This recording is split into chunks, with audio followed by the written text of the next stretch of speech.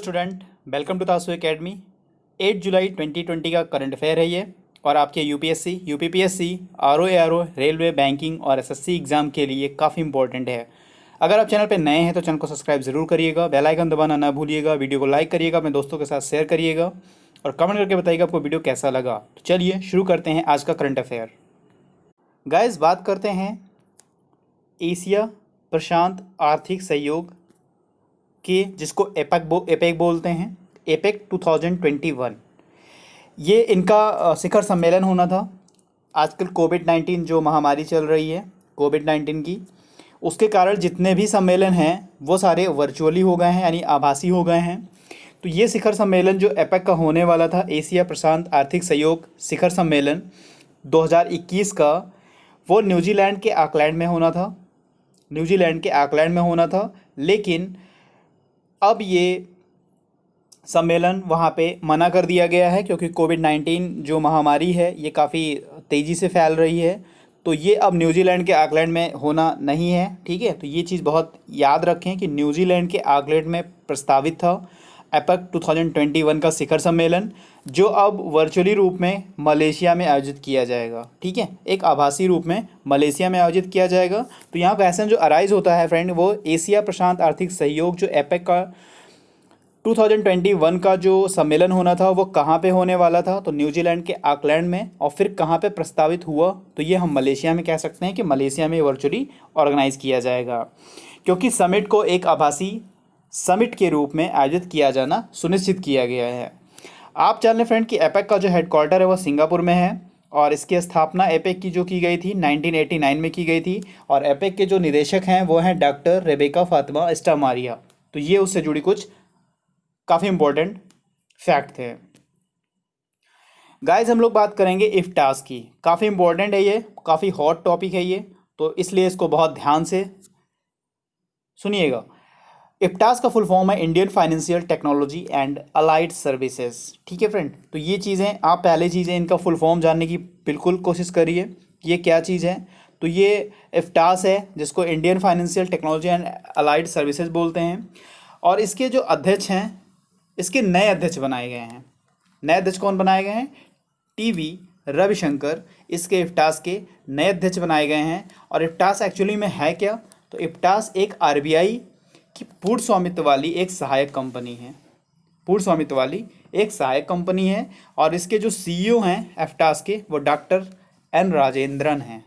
N Rajendran इसके CEO हैं। और इफ्टास का जो हेडक्वार्टर है वह है मुंबई में। तो इसका फुल फॉर्म याद रखें। और ये न्यूज़ में गाइज अभी क्यों है? क्योंकि अभी इसके नए अध्यक्ष जो हैं टीबी रविशंकर बनाए गए हैं, तो ये उसके नए अध्यक्ष हैं, इसलिए ये न्यूज़ में आया हुआ है, ठीक है फ्रेंड।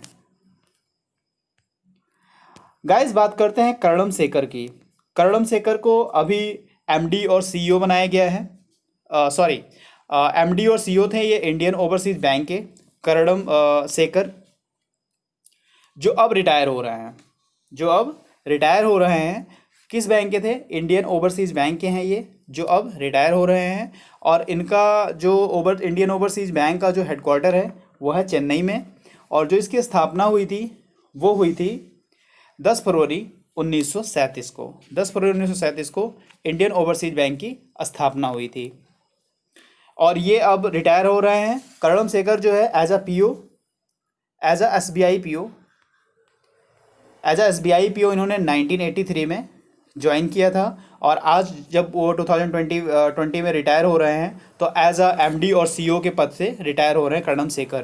तो ये जान लीजिए कि एसबीआई में जो पीओ के पद पे भी आप अगर सेलेक्ट होते हैं तो भी आपको एमडी सीईओ बनने के बहुत सारे चांसेस होते हैं। और देखिए 1983 में ये as a PO, as a banker के रूप में ये नियुक्ति मिली थी। तो आज वो एमडी और सीईओ के पद से रिटायर हो रहे हैं। तो ये काफ़ी चीज़ें सही है। अब देखना होगा कि जो इंडियन ओवरसीज बैंक का जो नया एमडी सीईओ होगा, तो जहाँ पे आप नोट्स बना रहे हैं वहाँ पे क्वेश्चन मार्क लगा के रखिएगा। जब भी ये इनका कुछ नया होता है, ज्वाइनिंग होती है नए एमडी सीईओ की, तो मैं आपको बताऊँगा, आप वहाँ पर नोट कर लीजिएगा। गाइस, बात करते हैं मूडीज़ इन्वेस्टर सर्विस की। काफ़ी इंपॉर्टेंट है ये मूडीज़ इन्वेस्टर सर्विस। इस क्या करती है? इसने जो है जीडीपी का अनुमान लगाया है। जीडीपी का अनुमान यानी इंडिया की अगर हम बात करते हैं तो इंडिया में 2020 का जो जीडीपी का जो अनुमान है वो इन्होंने लगाया है कि भारत की जीडीपी में 3.1 की गिरावट का अनुमान है। यानी हमारी जो जीडीपी है 3.1 की कमी हो जाएगी हमारी 2020 का जो जीडीपी है।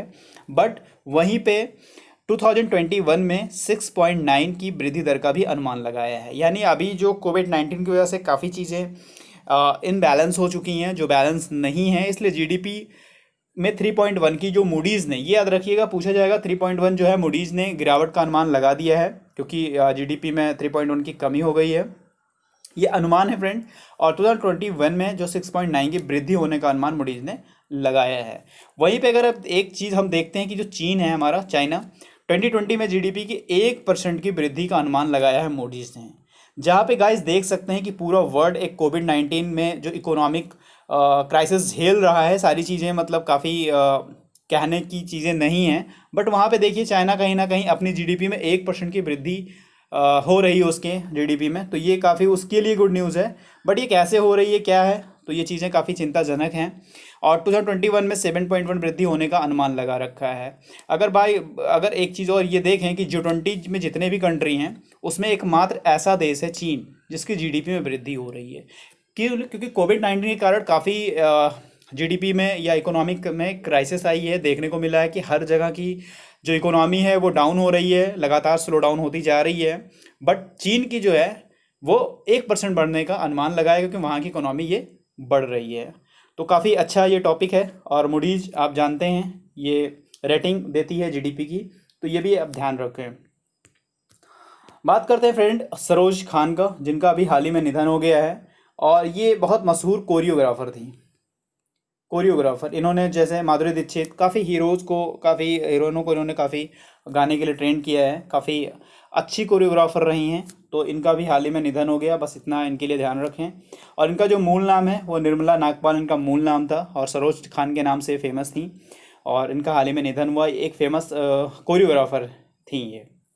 और दूसरी न्यूज वही है, जो क्रिकेटर है एवर्टन वीक, एक क्रिकेटर है एवर्टन वीक, इनका भी निधन हो गया है। तो ये निधन हुआ है एवर्टन वीक का निधन। क्या थे ये वेस्ट इंडीज के पूर्व क्रिकेटर थे जिनका अभी हाल ही में निधन हो गया। तो ये दो जो है डिजीज डेथ से है क्वेश्चन, सरोज खान जी का और क्रिकेटर एवर्टन वीक का, जो दोनों लोग का निधन हो गया है। तो ये काफ़ी इंपॉर्टेंट आज का करंट था। आई होप आपको आपको भी पसंद आया होगा। तो चलिए फ्रेंड, चैनल को सब्सक्राइब जरूर करिएगा, बेल आइकन दबाना ना भूलिएगा। मिलता नेक्स्ट वीडियो में। God bless you to all.